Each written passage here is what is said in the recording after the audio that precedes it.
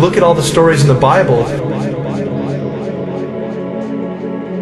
about how God is a feared God, and if you do what God tells you, you are given the reprisal of going to heaven.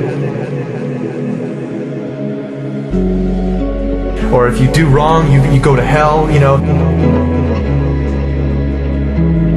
And it's very black and white, but the Sumerians give us a lot more context into that line of thinking and how it came about. In their image and after their likeness.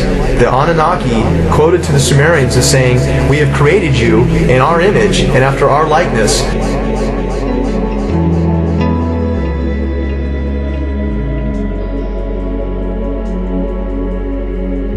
And we were their slaves, basically, to do as they bid it. Mine the gold, do their daily chores, and we were basically their slaves. The leader said, "We'll make you a slave. We'll make you a servant." And that's the reason, the impetus, according again to the Sumerian writings, for the creation of human beings. The story of Noah is a classic that comes right out of the Sumerian texts. The word Eden, the Anunnaki called the land where they lived the Eden.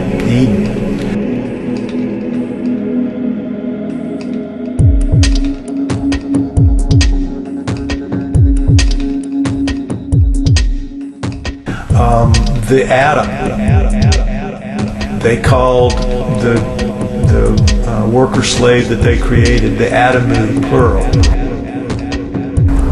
Could the Anunnaki have genetically engineered humans?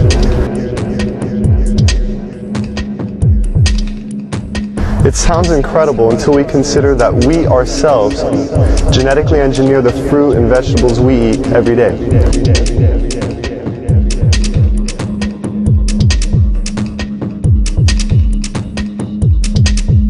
From tomatoes to apples and oranges to cloning Dolly the sheep. If we can genetically manipulate DNA, then who's to say that we weren't created or our DNA wasn't tampered with by another race of beings in the past?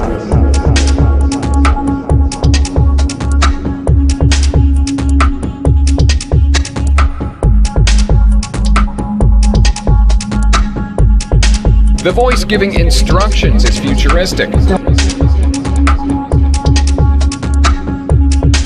Now the question is, were we? Did they? And if we were, there must be some empirical evidence, some clues left behind, besides writing in a text that points to this.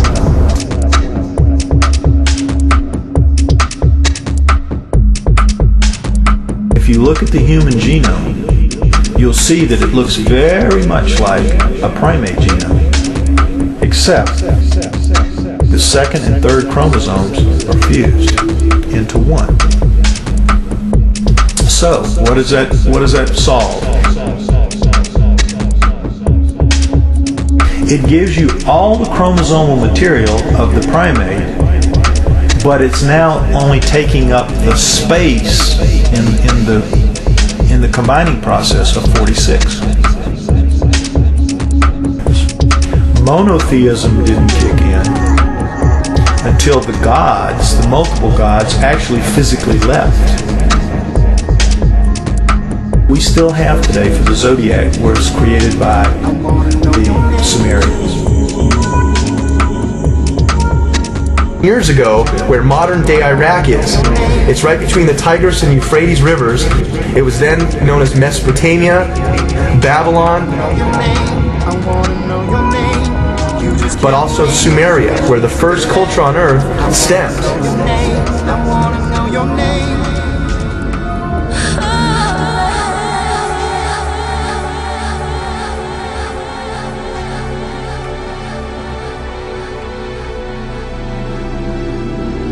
And not because you want to, but because of the things that you've seen and the things that you know.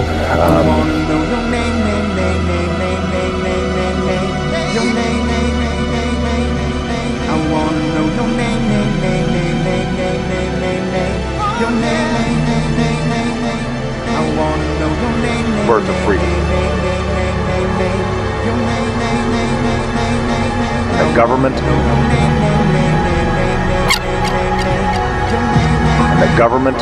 of the people, by the people, for the people, shall not perish from the earth.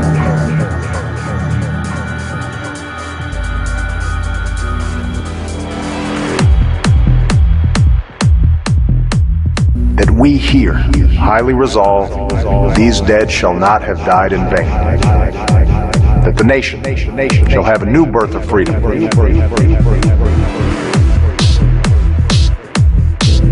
And that government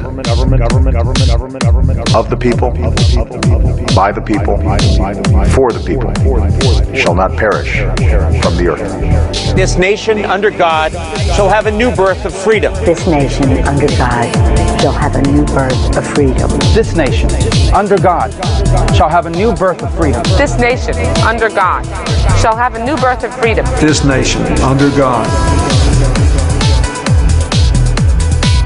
shall have a new birth of freedom. This nation under God shall have a new birth of freedom. This nation under God shall have a new birth of freedom. That this nation under God shall have a new birth of freedom. The nation shall have a new birth of freedom.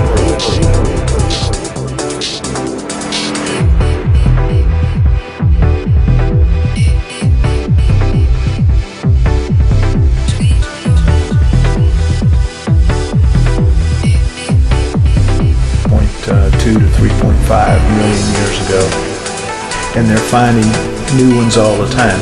And all they say is to qualify as human is to be upright walking.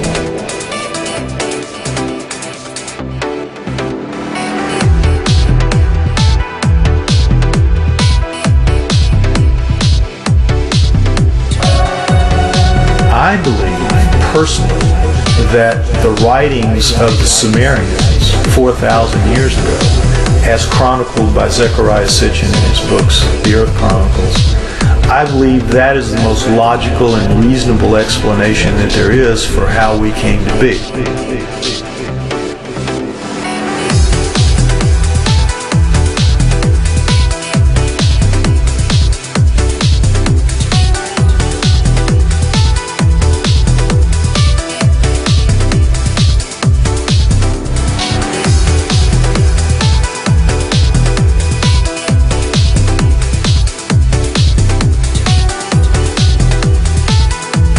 Van full of kids as young as 6.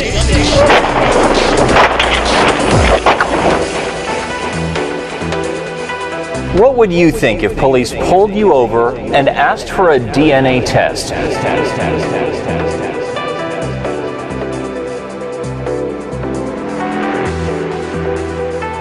20 some odd years ago, Zechariah Sitchin wrote The 12th Planet.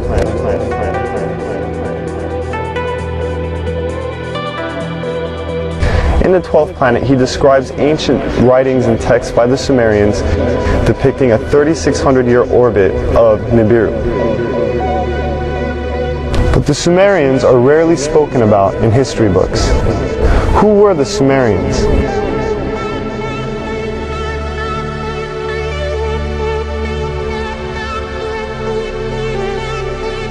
And what could an ancient civilization possibly know about how we came to be?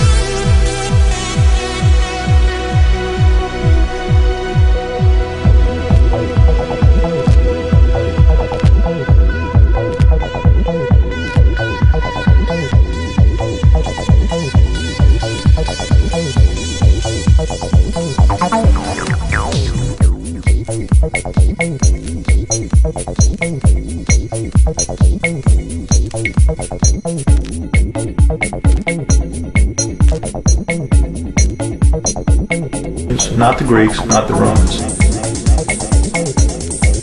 the Sumerians.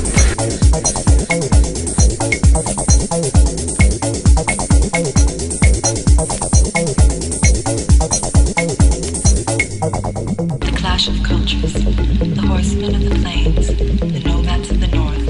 Across the Arctic ridge, the first men shall vanish and be no more. The whole earth seems to be moving, a delicate garden, a clumsy step into deliverance. Justice is madness, carnal knowledge a machine. The button is pushed, the lever is pulled.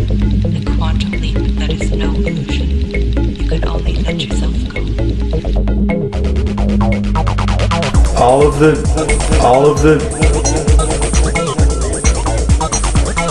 the symbols that we still have today for the zodiac was created by the Sumerians.